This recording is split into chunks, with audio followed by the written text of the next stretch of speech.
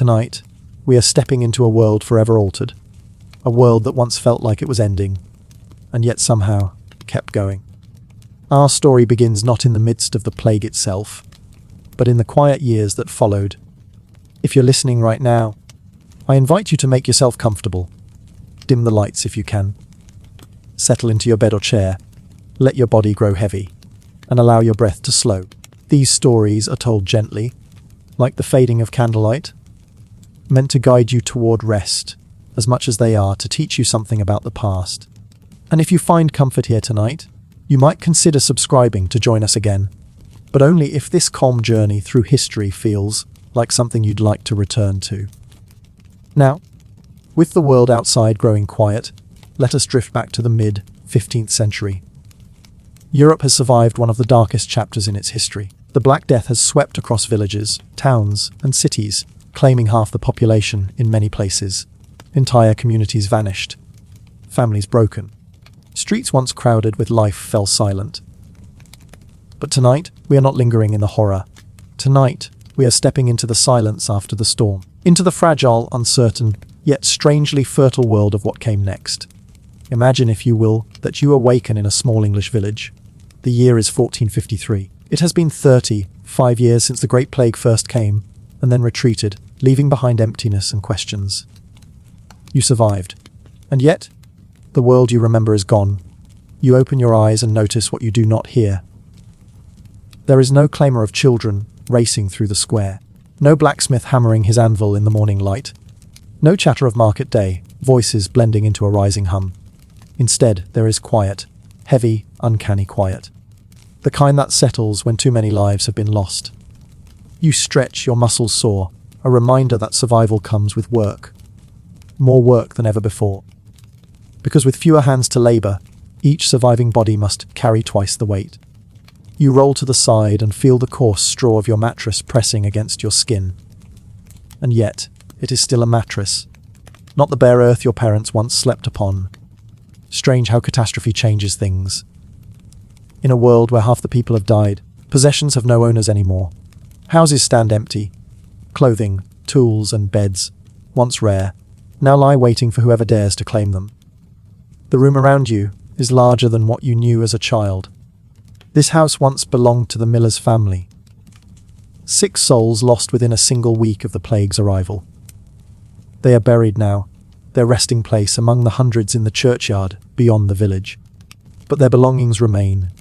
Wooden floorboards, a chest of garments, a sturdy cooking pot suspended over a hearth. The wealth of the dead has flowed quietly, almost unnervingly, into the hands of the living. As you sit up, pulling a woolen tunic across your shoulders, there is always that faint whisper in the back of your mind, this was theirs.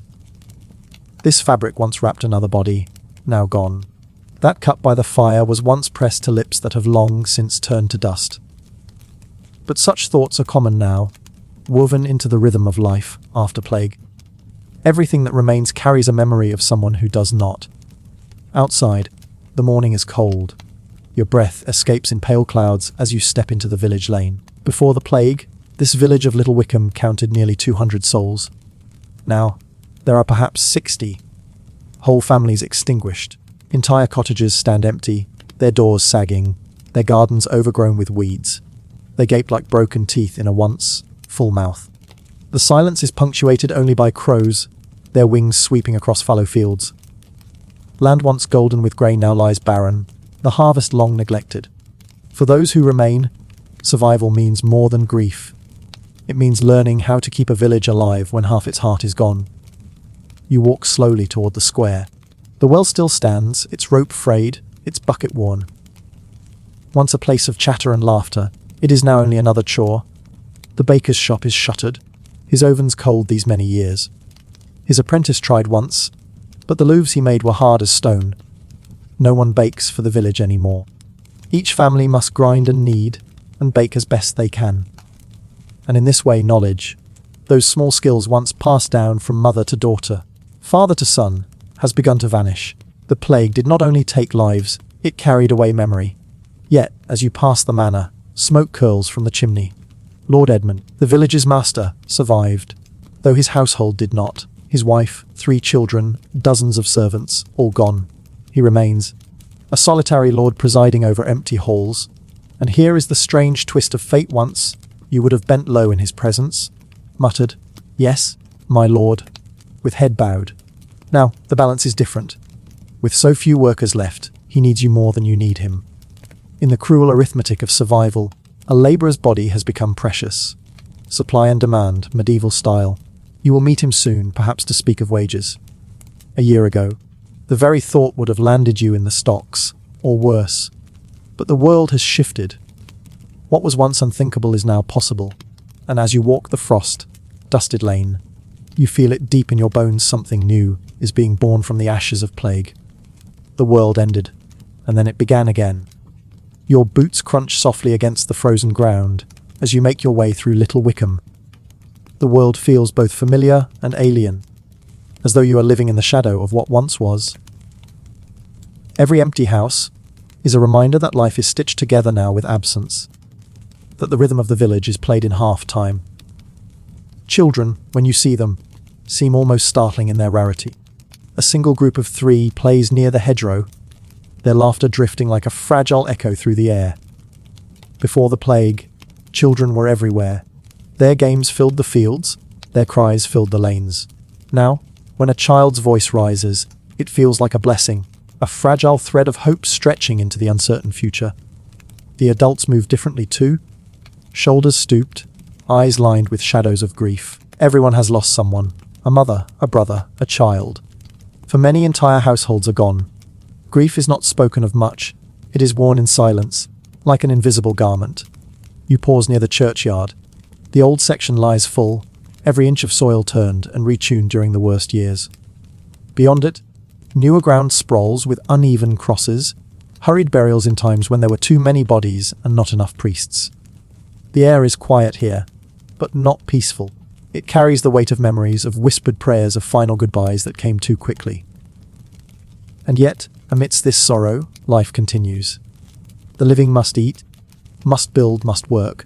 You feel it in your own body, the dull ache in your hands from tilling, the soreness in your back from long hours in the fields.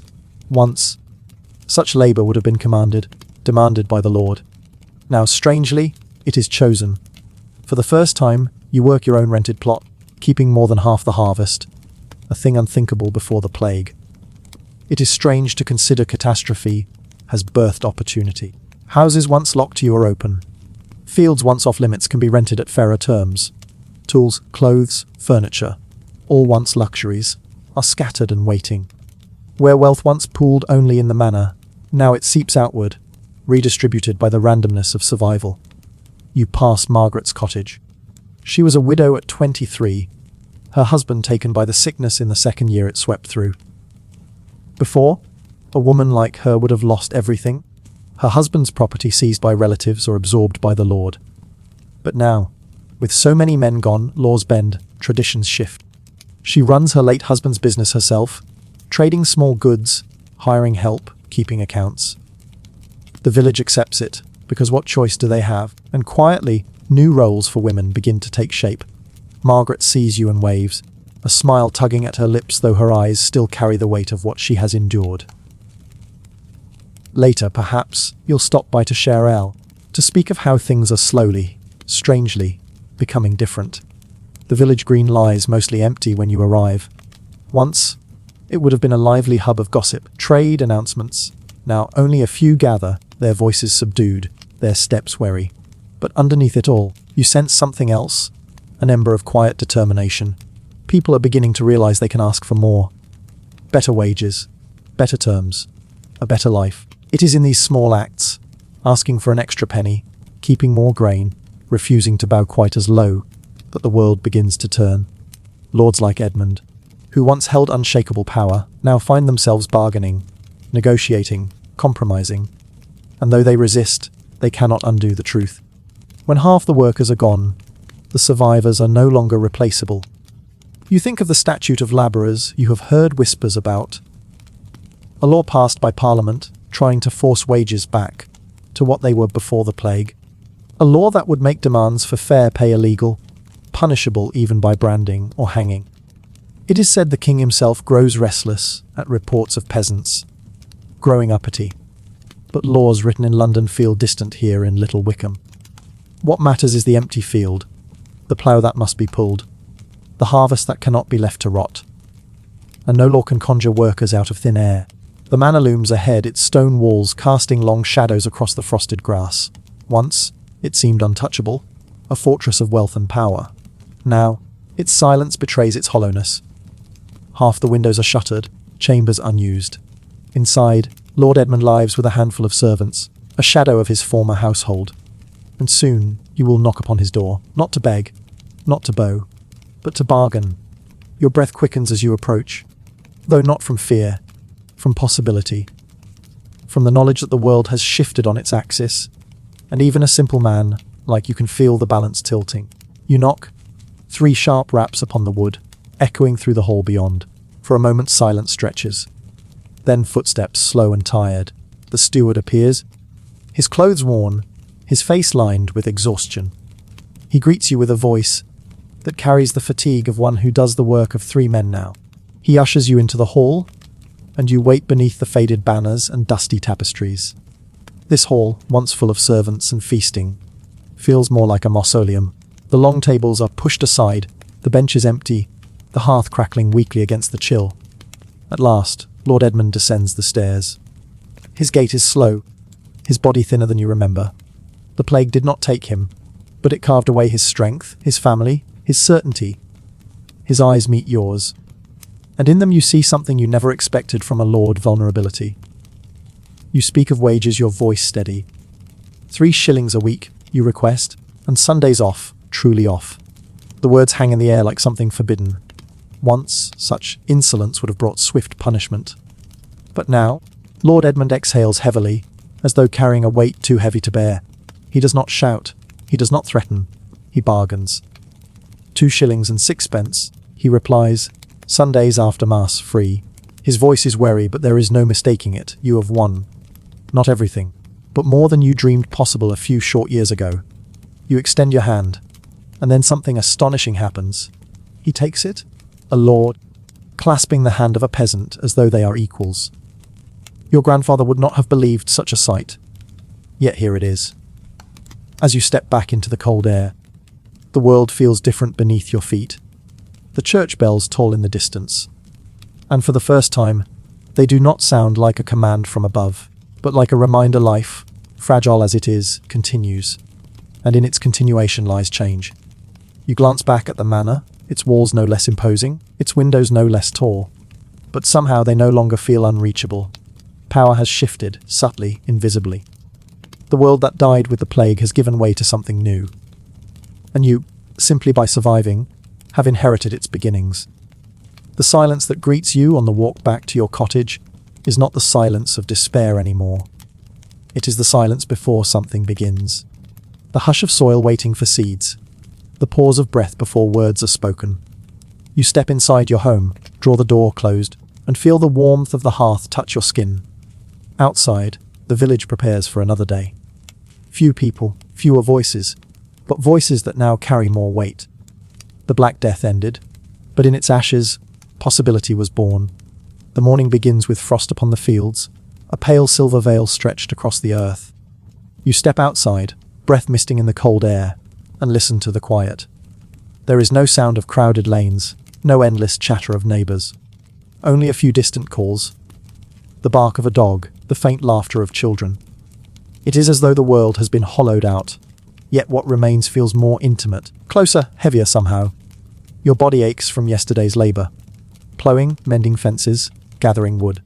Tasks that once were shared among many now fall upon fewer shoulders. But as you rub your arms for warmth, you remind yourself, this labour is your own, the fruits of it more yours than your father's ever were. Inside, breakfast waits. Bread, rough and dark, made from grain you harvested yourself. Not fine white flour, not the soft loaves of the wealthy, but honest bread. It is heavy in the hand, chewy, filling. Once, you would have eaten scraps from your lord's storehouses, never quite enough, always watched over with suspicion. Now, though the bread is simple, it tastes of something sweeter: independence. Your house creaks softly as you move through it. It is larger than the one you grew up in. The miller's old home, claimed when his family fell to the plague. You try not to think too much about their fate. Instead, you run your hand along the wooden beams, the stone hearth, the floorboards that groan beneath your step. These walls shelter you now. This space, filled with light through the small window, is yours to tend, to live in, to claim. You sit for a moment near the hearth, warming your hands against the flames. Above it hangs a pewter cup, gleaming softly even in the dim light.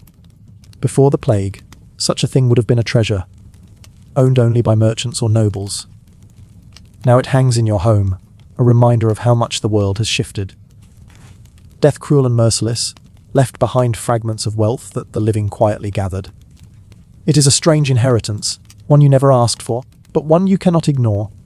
Outside, the village moves in slow rhythm. Margaret is already at her stall, her voice rising as she greets a passing traveller. She sells wool, pottery, salt, goods she trades from market to market. Once, her husband would have spoken for her. Now she does so herself, her words sharp, her eyes steady. People listen, people buy. And in her presence, you see what is new, what is possible. Before the plague, women like Margaret were confined, their worth tied to husbands or fathers. But now, with so many men gone, they inherit, they manage, they decide. A widow owns land. A daughter runs her father's shop. A sister oversees the family's accounts. Some grumble that it is unnatural, but necessity has a way of bending tradition until it breaks.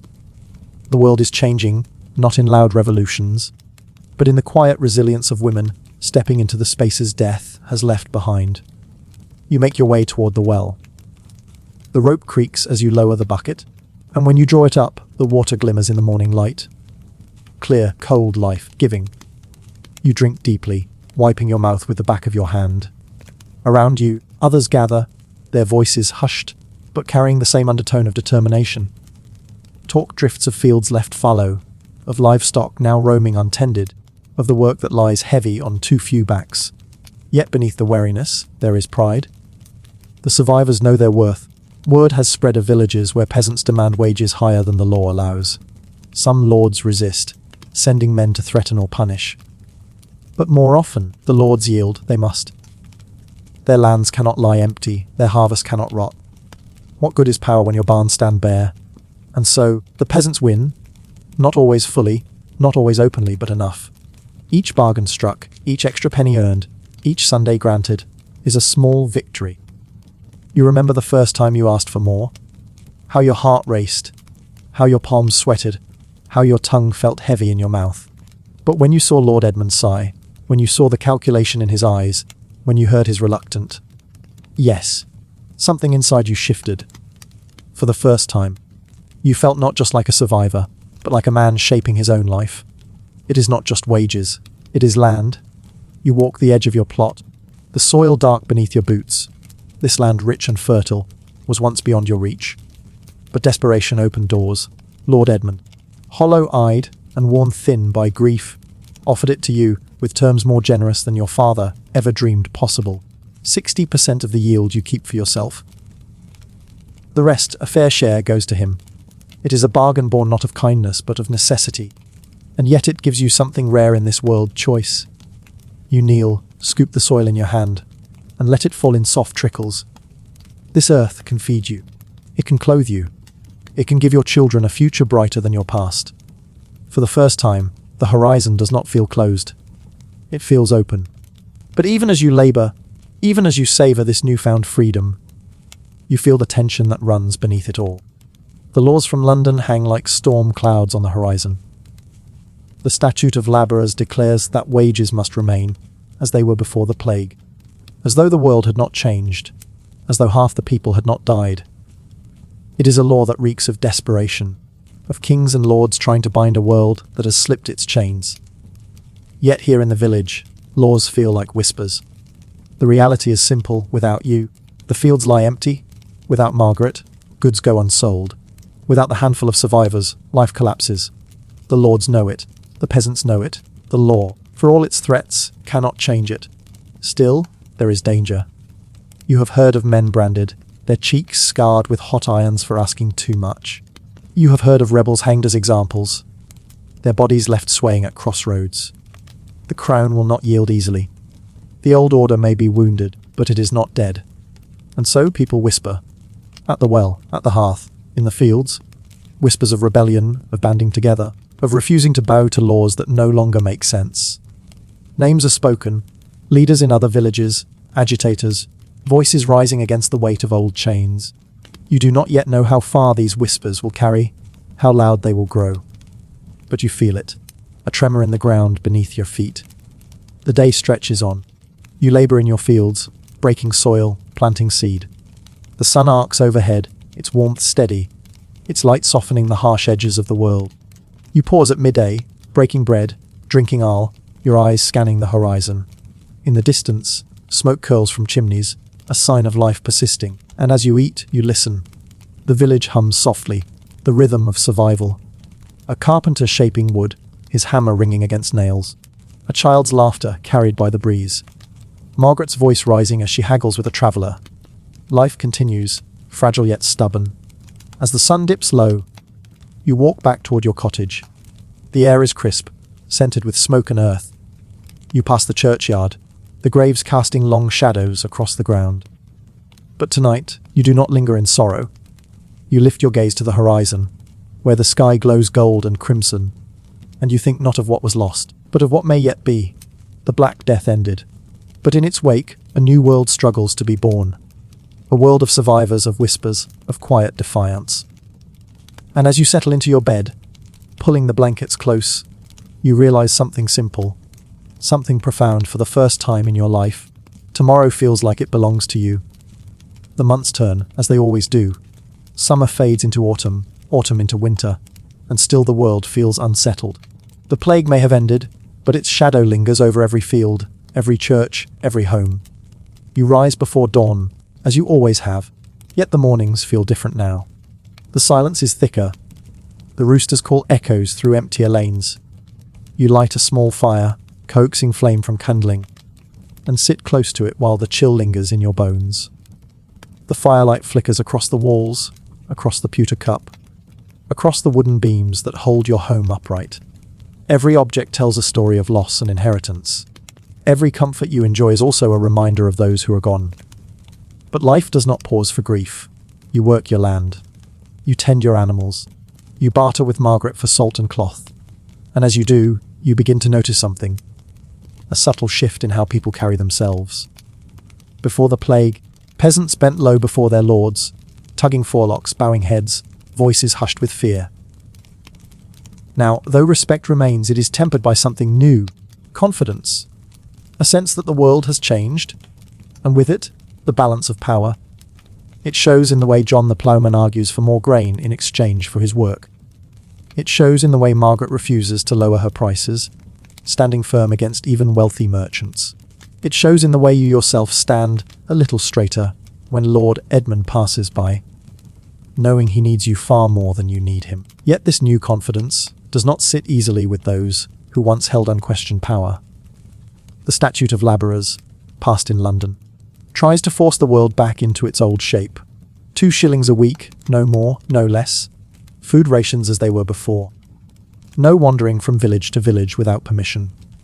It is law written not in ink, but in fear.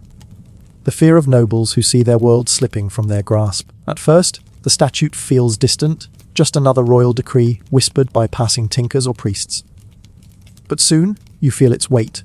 Royal commissioners arrive, their horses stamping, their cloaks heavy with authority. They carry lists and demands. They speak in tones that suggest obedience is expected, not negotiated. Yet even as they read the law aloud in the village square, their voices echoing off the stone church, you sense hesitation. They can declare what they wish, but enforcing it is another matter. How does one compel obedience when workers can simply walk away? How do you punish men whose labor you desperately need to survive the winter? Still, punishments occur. You hear of men branded, the hot iron pressed against their skin until it hisses and scars. You hear of women whipped for leaving villages without permission. You hear of rebels hanged at crossroads, their bodies left as warnings to others. The crown means to make examples, to remind the people that power still flows from above. But examples cut both ways. Each punishment fuels anger. Each scar becomes a story, each hanging a memory. And slowly, in whispers at wells, in hushed tones in taverns, in murmured prayers after church, people begin to weave these stories together. They cannot brand us all, someone says. They cannot hang every worker, another mutters. They need us more than we need them. You hear again and again. It is a dangerous thought, repeated softly, carefully. But it spreads like embers in dry grass. Daily life goes on.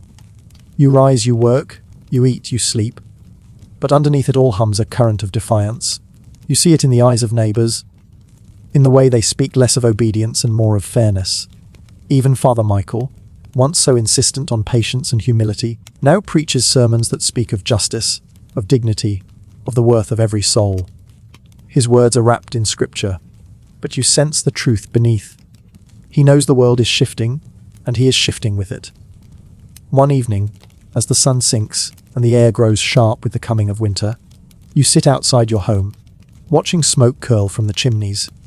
Margaret joins you, her cloak wrapped tight around her shoulders. She speaks quietly, her voice carrying the weight of both fear and determination. They mean to keep us where we were, she says. But we cannot go back. Not after this. You nod, staring out at the fields, dark and empty in the fading light. The plague changed everything, you reply. They can write their laws, but the dead will not rise to obey them. She smiles faintly, though her eyes remain serious. Perhaps it is time we begin to write our own. The thought lingers long after she leaves. Write your own laws. It seems absurd at first, laughable even. But as the days pass, as you listen to the stories of rebellion in Kent, of men refusing to pay unjust taxes, of villagers driving away commissioners, the absurdity fades. What once seemed impossible now feels inevitable. And yet, rebellion is not loud in its beginnings. It does not start with fire or blood. It begins in moments like this, in quiet conversations by the hearth, in knowing looks exchanged at the well, in whispered agreements sealed with nods rather than signatures. The fields sleep under frost. The nights grow long. You mend tools, patch clothes, share stories by the fire. The world feels fragile, but beneath the fragility lies strength. A strength born not of wealth or armies, but of something harder to break, unity. One evening, as snow falls softly outside, you sit by the fire and think of the future. Not just tomorrow's tasks, but the shape of years to come. You imagine a world where your children choose their work, where women like Margaret build businesses openly, where men like you can speak to lords as equals. It feels distant, yet close enough to taste, like the warmth of bread still baking. And as sleep pulls you under, you realize something. The plague destroyed the old world, but in the ashes, something new is stirring. Something fragile, yes, but alive. The whispers are growing louder. The embers are glowing brighter. Change is coming, not with a roar, but with a steady, relentless murmur that no decree, no brand, no hanging can silence. The years after the plague drift on like slow, moving clouds, heavy with memory. Every season feels altered. Every task, though familiar, carries a different weight. The village works, the church bells ring, the fields yield their grain. Yet beneath the rhythms of daily life runs an undercurrent of change. Steady as a hidden stream, the statute of labourers remains the law of the land, but its words sit uneasily on parchment. Lords and commissioners repeat them often, as if by repeating them they might make them true. But the reality in the villages, in the barns and in the fields, tells a different story. You rise before dawn, as always, to milk the cow and tend to the land. Yet when you walk to the manor for your week's pay, you find yourself negotiating openly. Not pleading, not bowing, but stating plainly what you will accept. Lord Edmund sighs, wary, knowing he cannot refuse. He gestures to his steward, coins change hands, and for another week the work continues. The law says one thing, necessity says another. And necessity, you realize, is stronger. Across England, peasants discover this same truth. In Essex, farmers refuse to harvest unless paid fairly. In Kent, villagers shut their doors to tax collectors. In Norfolk, workers leave their fields behind to seek better wages elsewhere, slipping down back roads by moonlight, ignoring the writs that try to bind them in place. Each act is small on its own, a ripple across still water, but together they begin to swell into waves. Rumours travel faster than carts, faster than horses. You hear them at markets, whispered over sacks of grain, murmured beside barrels of salted fish. Stories of men branded for asking higher wages. Stories of women fined for selling goods without guild permission. Stories of priests preaching that all men are equal in the eyes of God, that Adam delved and Eve span, and who then was the gentleman. At first these stories feel like sparks carried on the wind, flaring briefly, then fading. But soon there are too many sparks to ignore, and you begin to sense the heat of something larger, something smouldering beneath the surface of ordinary life. The crown responds with more taxes. Wars in France drain the treasury. Armies must be fed, ships built, weapons forged. And so, coin must be found. The solution: a poll tax, demanded from every man and woman above a certain age, no matter their station. It is the third such tax in less than a decade, and by far the heaviest. When the collectors arrive in Little Wickham, their cloaks heavy with authority, their hands reaching for coins, the air itself feels tense. Neighbours exchange glances, lips pressed thin, hands clenched tight. You pay because you must, but as the coins leave your palm, you feel resentment burn hotter than hunger. And you are not alone. Across the shires, peasants groan beneath the weight of taxes they cannot afford. Families choose between feeding their children and paying the crown. Some give up animals, others strip their homes of valuables. But many, far more than before, refuse. They slam their doors, drive away officials, shout that they will not be bled dry any longer. At night, in cottages lit by faint embers, the talk turns darker. Men speak of injustice, of betrayal, of lords who take without end. Women speak of their children's hunger, of their fear for the future. And slowly, carefully, the whispers of rebellion grow into words spoken aloud. You remember one evening vividly. Margaret's house, larger now with her thriving trade, filled with neighbours gathered close against the cold, the air thick with smoke and determination. A young man, face thin with hunger, stands and speaks. They call us serfs. They tell us we were born to serve. But the plague proved them wrong. When half the kingdom lay in graves, who kept the land alive?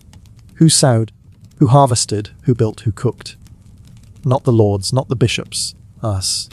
And if we could hold the world together then, why should we bow our heads now? The room murmurs in agreement. Fear lingers, yes, but alongside it something stronger, resolve. The next days feel different. The air hums with tension. The commissioners return, pressing harder for taxes, threatening punishments, but their voices quiver now. They know what you know, that the people are changing, and then, as if overnight, the sparks ignite. In Kent, villagers rise and drive away collectors. In Essex, men armed with tools and farm implements march together, demanding an end to the poll tax. Names begin to spread. Men like Wat Tyler, fiery, determined, who speak not only of refusing taxes, but of freedom itself. The rebellion grows, not as a single blaze, but as countless fires leaping from one roof to the next. Villages band together, marching from parish to parish, swelling in number, voices chanting demands that would have been unthinkable a generation before. No more serfdom, no more unjust taxes, fair wages for honest work. Word reaches Little Wickham quickly. The tinker brings tales of uprisings in Canterbury, of rebels marching toward London itself. The news spreads through the village like wind through dry grass. And in every cottage, every barn, every field, people ask the same question: will we join them? You walk through the village square, the well at its centre reflecting the pale sky. Neighbours gather, voices low but urgent. Margaret catches your eye, her face alight with fierce determination. They are marching for all of us, she says simply. You look at the road south, stretching toward London, and feel the weight of choice pressing down upon you. Stay, and life may return to its narrow, unjust rhythms. Go, and everything might change, or everything might be lost. The air feels heavy with possibility, charged with both hope and fear. The old world lies behind you, cracked and fragile. Ahead lies uncertainty, danger, and perhaps freedom. And as the evening bells toll from the church, their sound hollow against the gathering dusk, you realize that history is not something that happens to other people. It is happening here now, and you are already a part of it. The summer air of 1381 hangs heavy, thick with dust and anticipation. Fields lie half-tilled, markets half-stocked. Because so many hands that once tended them are now marching, walking the roads that lead toward London. The rebellion that began as murmurs in villages has become something larger, something uncontainable. You set out at dawn with Margaret beside you, her cart creaking under sacks of bread, salted meat, and all. Around you, men and women carry little more than tools turned to weapons. Flails, pitchforks, hammers, even kitchen knives bound to sticks. A blacksmith from Essex shoulders a heavy iron bar, as though daring the world to stop him. The faces around you are worn, tired, but bright with purpose. Each mile of road brings more people.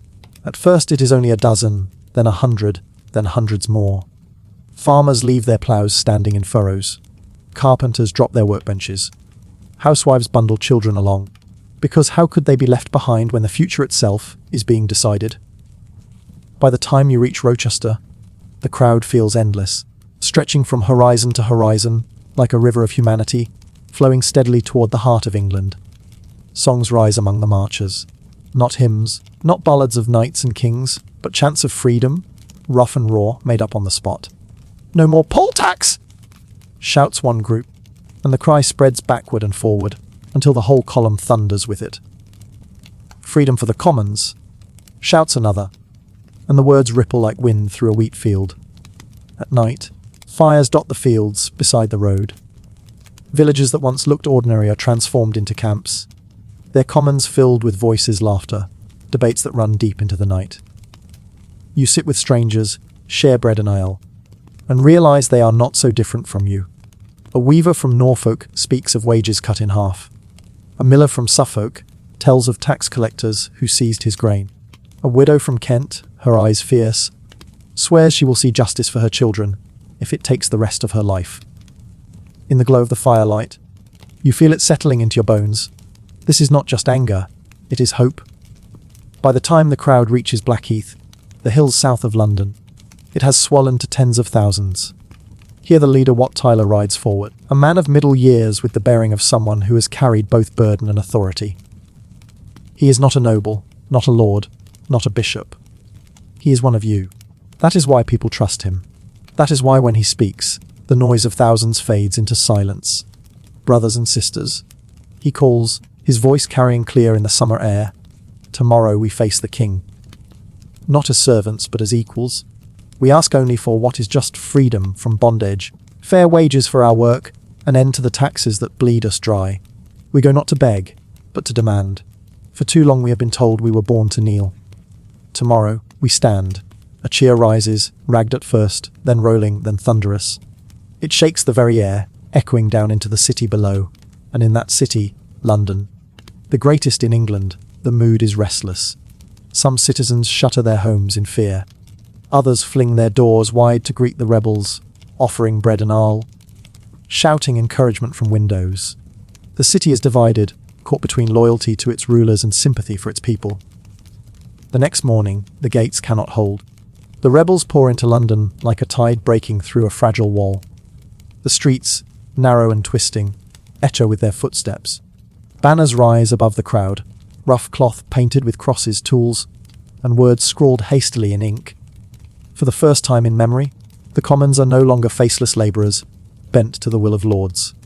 They are a force, visible, undeniable, moving through the capital with heads held high. There is destruction, yes.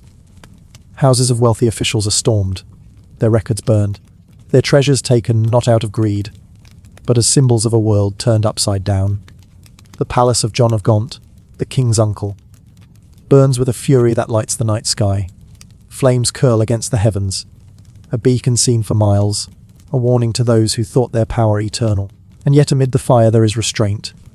Wat Tyler insists no harm to innocents, no blind slaughter.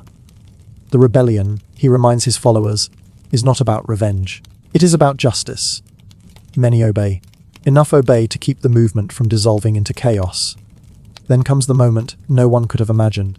The king himself, Richard II, just 14 years old, agrees to meet the rebels.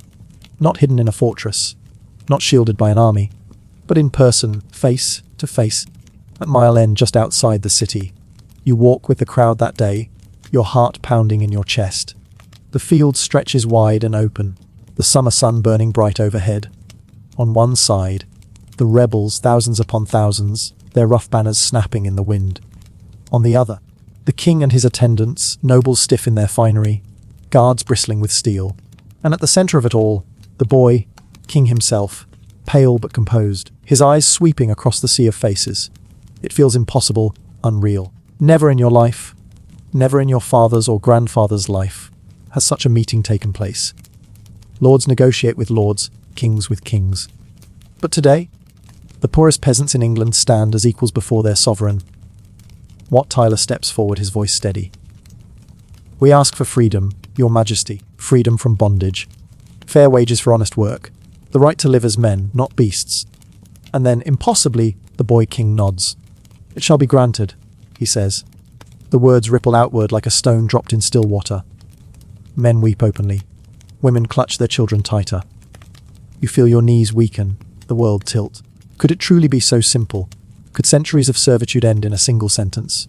Scribes rush forward. Parchment unrolled, ink flowing. Charters are written. Sealed, handed to men from each shire. They are real, tangible, heavy in your hands. For a moment, just a moment, the world seems new. But even as cheers rise, as people embrace and laugh and lift their children high, a shadow passes through the crowd. You see it in Wat Tyler's eyes, narrowed, watchful. Promises are easy when the balance of power tilts. Keeping them is another matter.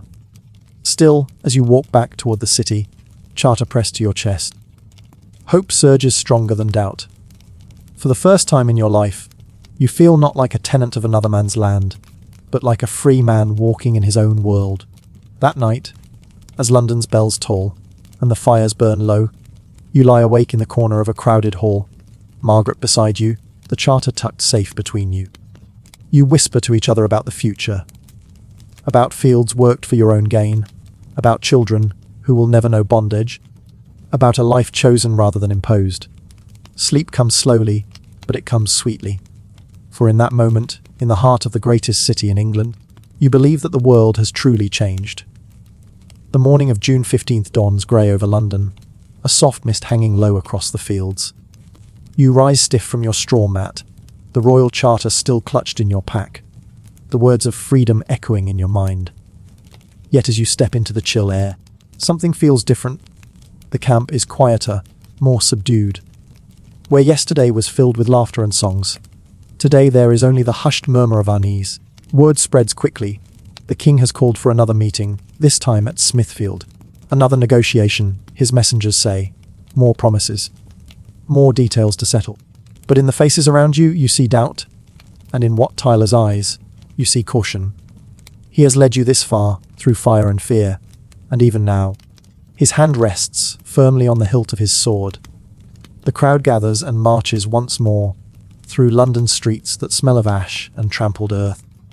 Yesterday's triumph still lingers, in the blackened ruins of John of Gaunt's palace, in the liberated prisons, in the tower walls still echoing with the cries of officials dragged from hiding. But today, as you approach Smithfield, the air feels heavier, more dangerous. The field itself is smaller, more confined than Mile End. It feels less like a place for parley and more like a trap. You notice soldiers this time, more of them, far more than yesterday. Rows of guards in polished steel stand around the edges, their spears glinting in the weak sunlight. And there, seated on horseback, the boy, King Richard, flanked by his lords, the banner of England rippling behind him. Wat Tyler rides forward, his horse steady, his voice clear though his jaw is tight. You press closer with the others, straining to hear. Your Majesty, he calls. Yesterday, we were promised freedom. Today we ask for guarantees, for protections written in law, not merely spoken in air. The young king straightens in his saddle. His voice is stronger than before, colder, as though someone has coached him overnight. The promises given were generous. Enough has been granted. It is time you return to your homes. A ripple of unease passes through the crowd. You feel it in your stomach, in the way people shift from foot to foot. Wat Tyler doesn't flinch. He urges his horse closer. We will not go home empty-handed, he insists. Not until every man, every woman, every child knows the freedom that was promised. We ask for rents reduced to fair levels, for the end of serfdom forever, for charters that cannot be torn away when it suits the crown. The tension is a living thing now, crackling between them. Richard's lords bristle, hands on their sword hilts. Wat Tyler's hand rests on his own weapon, but his voice remains steady. "We are not here to beg, Your Majesty. We are here to claim our rights." And then, in a heartbeat, everything unravels. William Walworth, Lord Mayor of London, steps forward. His face is twisted with contempt. "Traitor," he spits, drawing his sword.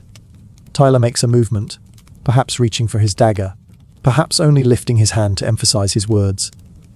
But Walworth takes it as the excuse he needs. His blade flashes, striking Tyler across the neck.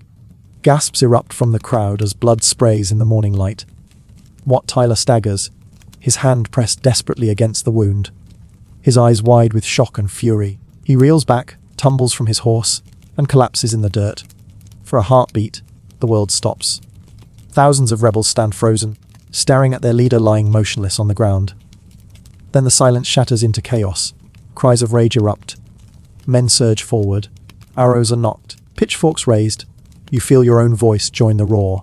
Anger, grief, disbelief all tangled into one. But before the clash can erupt, Richard does something no one expects. The boy, King, spurs his horse forward, straight toward the crowd, his young voice cutting sharp and clear through the storm. "You shall have no captain but me!" he cries. The words strike like a spell. For a moment, impossibly, the mob halts. Faces turn upward, stunned by his audacity, by the sight of a king, not hiding behind guards, but riding into their midst. He is only 14, but in that instant, he wears the mantle of kingship like armor. "Follow me," he calls again, "and you shall be safe. I will be your leader. I will grant justice." It is brilliant, desperate, and perfectly timed. The anger in the crowd falters, confusion swirling in its place. Some lower their weapons. Others mutter in uncertainty. You feel the grip of hope and fear pulling at your chest. Could he truly mean it? Could the king himself stand in Tyler's place? Slowly, the mass begins to shift, following Richard as he leads them away from Smithfield, away from the body cooling in the dirt, away from the moment that could have been revolution. And as you move, you realize the trap has closed. Outside the field, royal troops are waiting. Not just a handful, but hundreds, perhaps thousands. They form tight ranks, hemming the rebels in, guiding them not toward freedom, but toward submission. By the time you understand, it is too late. Richard's voice changes once more. No longer the desperate boy, but the sovereign surrounded by power. "Good people," he calls, "you have been missiled by traitors. But I, your king, forgive you. Go home now. Return to your villages, and all shall be well." Someone calls out, "What of the charters? What of our freedom?" Richard's expression hardens. Charters made under duress are no charters at all. You will have no freedom save those granted by the crown. The words fall like stones, heavy and crushing. You feel the breath leave your chest. Around you, men and women sag as though struck. Yesterday's parchment, clutched in so many hands, suddenly feels like nothing more than fragile scrap. And then comes the order. Soldiers surge forward, seizing leaders, tearing banners from trembling hands. Some rebels flee. Others resist and are cut down where they stand. The rebellion dissolves not with a final heroic charge, but with the slow collapse of hope under the weight of steel. You seize Margaret's arm, pulling her through the confusion, ducking into side streets, slipping past guards too busy to notice one more fleeing peasant. The sounds of chaos echo behind you. Shouts, screams, the clash of weapons, but you do not look back.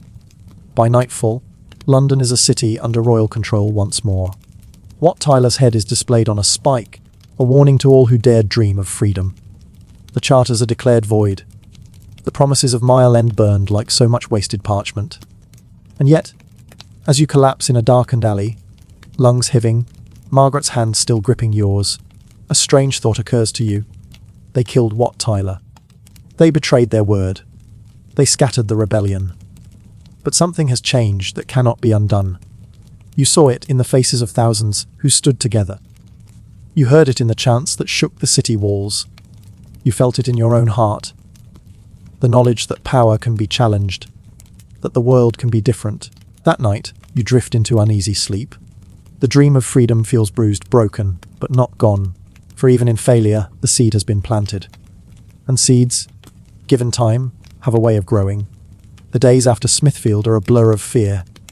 You leave London under cover of darkness, slipping through fields and back roads. Your heart still thundering from the memory of Wat Tyler's fall. The boy, King's words echo in your ears. You shall have no captain but me. Words that felt like salvation in the moment, but now sound like a trap, carefully laid and ruthlessly sprung. Along the road you pass others, scattered rebels, faces pale, eyes hollow. Some limp, their clothing torn. Others carry nothing but a bundle on their backs. Their charters crumpled, useless, stuffed away as though hiding them could hide the truth. No one speaks much. The silence between you feels heavy, broken only by the crunch of feet on dirt tracks and the distant cry of crows circling above. When you finally reach Little Wickham, your village looks almost the same as when you left. The same cottages, the same fields, the same crooked church spire pointing toward heaven. And yet, it feels different.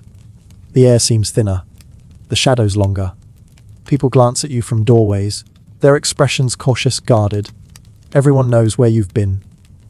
Everyone knows what you risked. Lord Edmund calls for you within hours. You find him in the great hall, seated in his high, backed chair that once seemed so grand, though now the fabric hangs faded, and the wood bears scratches from years of neglect. He studies you with sharp eyes, his fingers steepled. "I've had visitors," he says slowly, "commissioners from the Crown. They asked about my workers, about who left for London." His voice pauses, lingering in the air like a blade held just above your throat. Your heart pounds. You know what he wants: submission, denial, gratitude for his silence. So you bow your head, your voice measured, careful. "I was here, my lord. Busy with the harvest. I never left." He watches you for a long moment, then sighs, a thin smile curling at the edge of his mouth. "Yes, that's what I told them too." Relief floods through you, though you know it comes at a cost. He leans forward, his voice soft but edged with steel. "But things must return to order. No more talk of raises. No more demands. 18 pence a week. That is your wage. Take it, or take your chances with the King's justice. 18 pence. Less than before. A fraction of what you earned after the plague, after the rebellion. But more than nothing. More than the stocks. More than the gallows." So you nod, swallowing the bitterness that rises in your throat. "Yes, my lord." And just like that, the world narrows again. The months that follow are grey. Commissioners ride from village to village, dragging supposed ringleaders from their homes. Heads appear on spikes along the roadsides, reminders that rebellion carries a price. In London, the charters of freedom are declared void. The King's Council insists they were never valid to begin with, scraps signed under duress, without true authority. It feels as though nothing has changed. The old order restored, the lords triumphant, the peasants cowed back into silence. And yet, beneath the surface, something is different. You feel it in the way people work.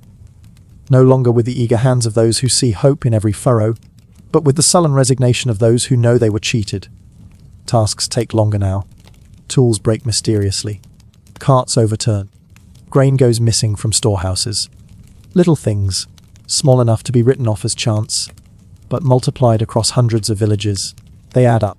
The kingdom limps forward, slower, poorer, weaker. You see it in the eyes of your neighbours. Fear, yes, but also knowledge. The knowledge that for a few brief days in London, you stood as equals with lords and kings. That for the first time, promises of freedom had been spoken aloud. The promises may have been broken, but the memory of them cannot be erased. Even Lord Edmund has changed. He carries himself with more caution now. His voice holds less certainty. He no longer looks at you, as though you were nothing but a tool in his fields. He knows, and you know, that his power is thinner than it used to be. That in a world where half the people are gone, the few who remain can never truly be powerless again. The rebellion has failed, but the idea of it lingers, stubborn as weeds pushing through stone. At night you lie awake on your straw mattress, staring at the low beams of your ceiling. The sounds of the village drift in, the bark of a dog, the faint rattle of shutters in the wind, ordinary sounds, comforting sounds, but your mind drifts back to London, to the smoke of burning palaces, to Wat Tyler's voice carrying over a sea of thousands, to the king's young face shining in the sunlight as he rode into the crowd. You know the rebellion is over, but you also know something deeper. Once people taste the idea of freedom, they cannot forget it. Once they realize the old order can be challenged, they will never see it the same way again. You close your eyes and let sleep pull you down. The future is uncertain. The dream of freedom is bruised, bloodied, perhaps postponed for generations. But it is not dead. It lies waiting quiet, in the hearts of everyone who once raised their voices in London.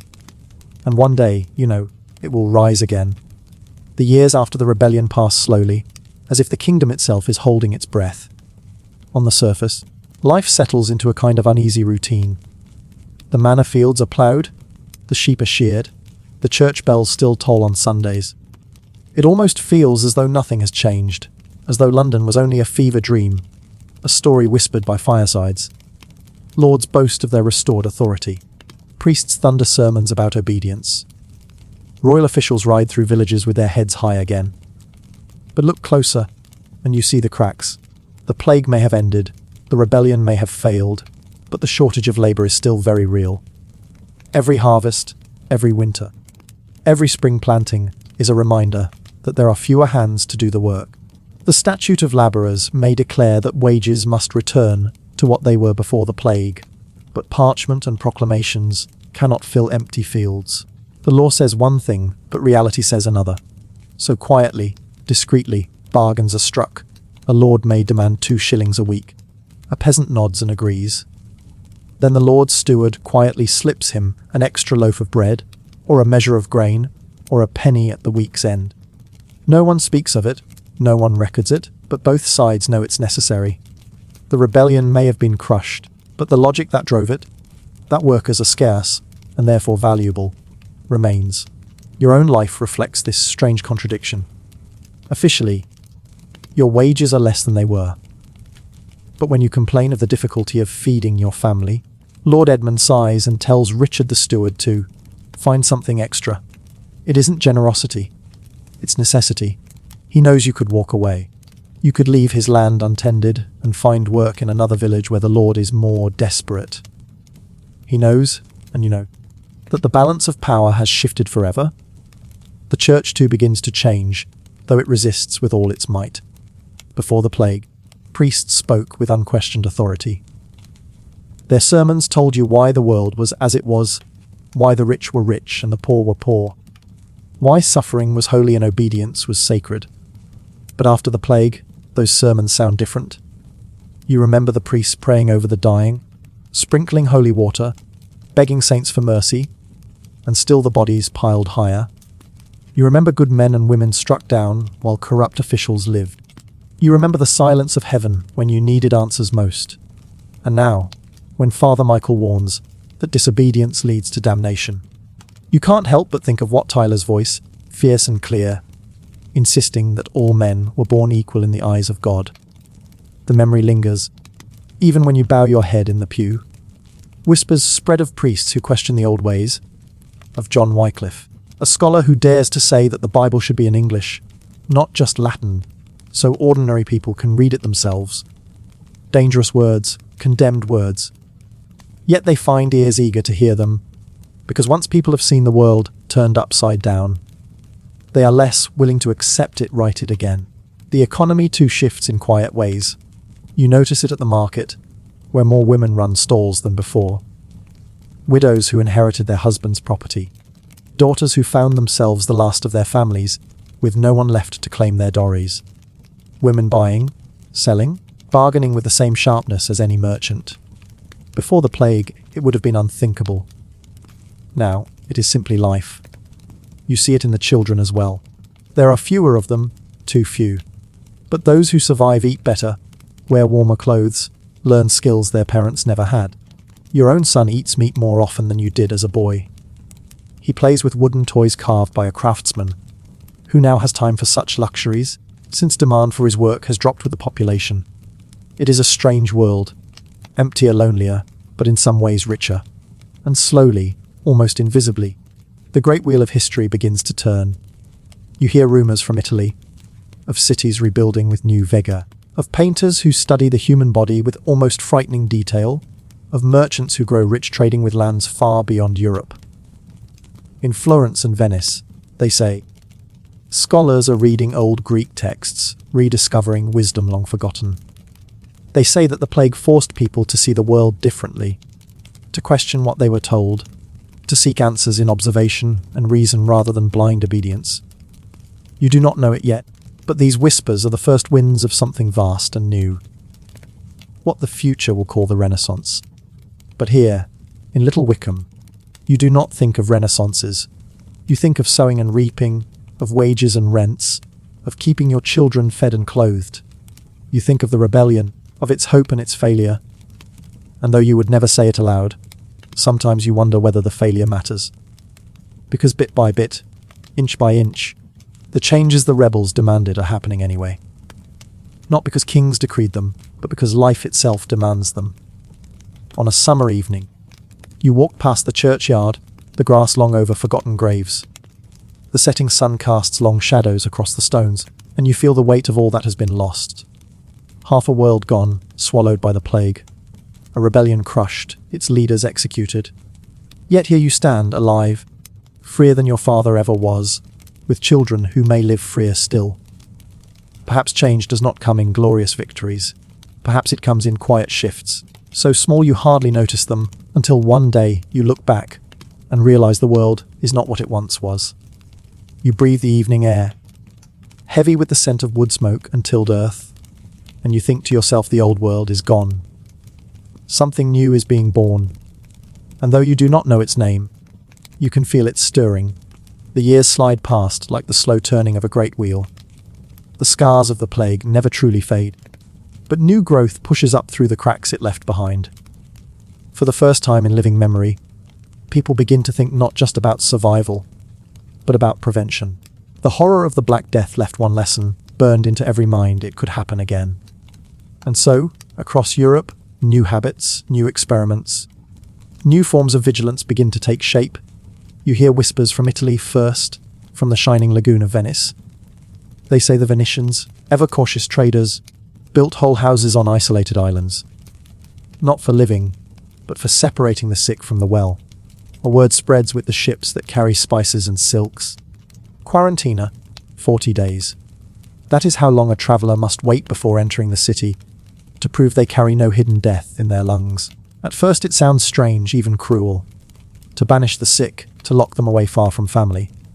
Yet the logic is undeniable. When the next wave of pestilence comes, as it surely does, Venice loses fewer souls than her neighbours. Other cities notice. Milan builds lazarettos. Florence walls off whole neighbourhoods at the first sign of sickness. The idea catches like fire. That disease is not just fate, not just divine punishment, but something that moves through air and touch, something that can be slowed, maybe even stopped. It is not yet science, not as future generations will know it, but it is the beginning of something different, the belief that humans are not helpless in the face of catastrophe. And with that belief comes boldness. You see it in the new physicians who walk the countryside in their strange long robes and pointed masks stuffed with herbs. Children laugh and call them bird men.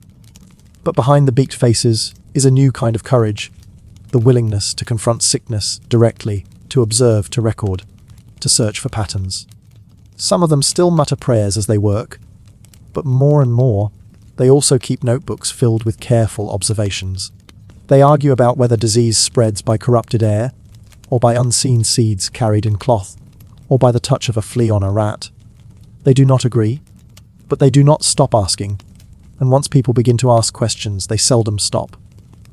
The church still thunders from its pulpits, warning against curiosity that oversteps God's will, but the memory of empty churches filled with corpses dulls the sting of such warnings.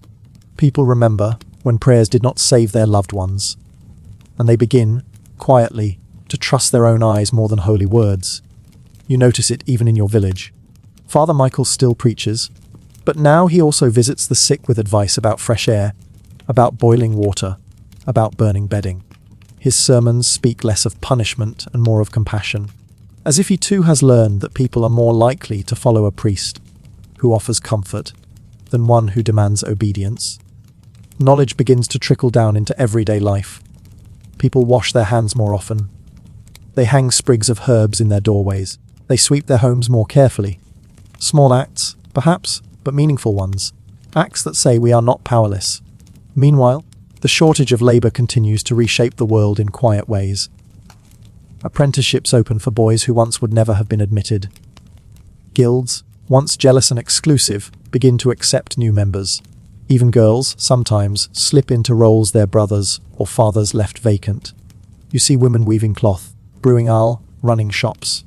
Not all approve, but necessity speaks louder than tradition. Margaret's shop thrives in these years. She trades not only in grain and tools but in medicines, bundles of dried herbs, jars of vinegar, tiny packets of exotic powders brought by merchants from distant lands. Once, such remedies were luxuries reserved for the wealthy. Now, with fewer mouths to feed and more coin in circulation, ordinary people are willing to try them. She hires apprentices, teaches them how to measure, how to bargain, how to keep accounts. And when you watch her, confident and steady behind her counter, you realize how much the world has changed. Children too grow differently now. There are fewer of them, but they are stronger, healthier, taller. With more food to go around, they grow up well fed. Your youngest son has books in his hands before he has coluses on his palms. He can trace letters by candlelight, practice sums on scraps of parchment, dream of a life beyond the plough. In quiet moments, when the day's work is done and the hearth glows red, you sometimes marvel at it all. The plague took so much, more than words can capture, yet it also unlocked doors that had been bolted for centuries. A world once rigid and immovable has become pliable, like clay waiting to be shaped. Lords still hold their lands, kings still wear their crowns, but neither their power nor their wealth feels as absolute as it once did. The Black Death taught everyone a lesson the rulers would rather forget. That authority cannot shield you from death, and that survival often belongs to those who adapt, not those who command. The whispers from Italy grow louder with each passing year. They speak of men who study the human body not in secret, but openly, dissecting with careful hands, sketching what they see with startling accuracy. They speak of painters who use perspective to create depth, who paint faces that seem to breathe, who dare to show the world as it truly looks, instead of how tradition says it should appear. They speak of merchants who fund scholars, of bankers who finance voyages, of a new spirit rising from the ashes of pestilence, a spirit that believes the human mind can shape destiny. You may not understand these whispers fully, but you feel their tug. You see them in the way your children dream, in the way Margaret bargains, in the way even Father Michael preaches. The world is turning, slowly, like a great wheel catching momentum. And as you lie in bed at night, the blankets warm around you, you find yourself thinking not just of the past, of graves and rebellion, of hunger and silence, but of the future. A future where knowledge grows, where voices are heard, where lives are valued. The Black Death ended half a century ago, yet in its shadow, something new is being born. And though you cannot name it, you can feel it stirring all around you. Time moves on, and with it, memory softens. The graves remain, but grass grows thick over them. The names of those lost are whispered less often, yet their absence still lingers in the spaces between families, in the empty pews of churches, in the gaps left on village streets. What seemed like the end of the world was, in truth, the end of one world, and the beginning of another. You notice the change most when you travel. Once, journeys were rare, dangerous things, but now the roads seem fuller. Merchants' carts creak along worn paths, carrying bolts of cloth, barrels of wine, and sacks of grain. Foreign traders return to England's ports with silk, with spices, with strange fruits no one in your childhood could have named. The seas are busy, the harbours crowded, and from these currents of commerce comes something more than goods, ideas. They spread slowly at first, tucked inside manuscripts, whispered in the halls of universities, painted onto panels of wood. But once set loose, ideas move like rivers, finding their way into every crevice. The Italians speak of a rebirth, Rinascita, a flowering of art and knowledge after so much death. At first it seems impossible to imagine. How could beauty rise from such horror? And yet, it does. In Florence, they say, Artists learn to paint faces that seem alive, to capture not only the lines of a body, but the breath of a soul. They sketch buildings with perfect balance, arches rising with mathematical grace. In Venice, scholars experiment with perspective, so that even flat surfaces can hold the illusion of depth. In Milan, engineers draw machines that stretch the imagination, devices for lifting stone, for channeling water, even for flying through the sky. At first these wonders feel far away, distant tales from cities of wealth and splendor, but slowly they ripple outward.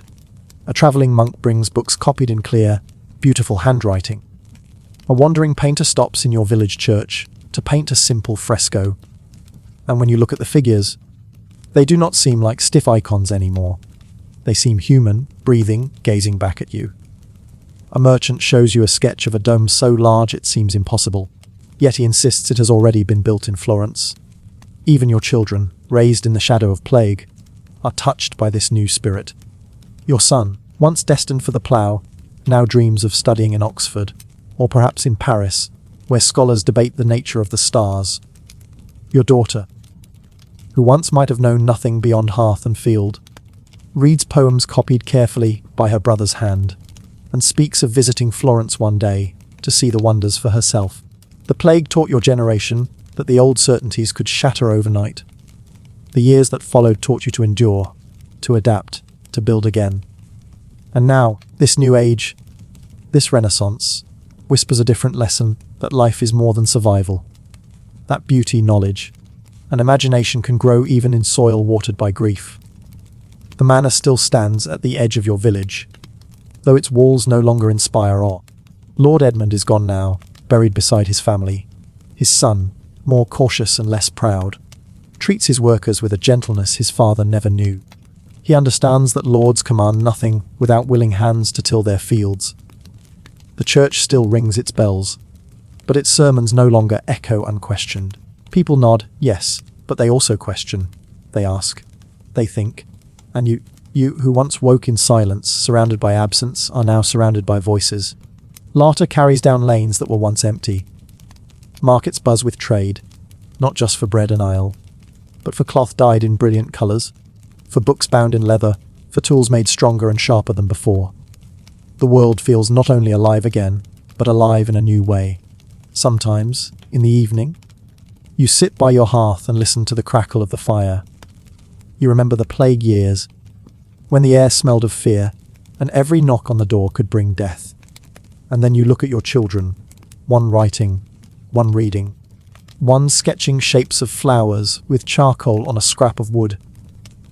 And you realize you are living in a different world than the one you were born into. A world reshaped by loss, but also remade by hope.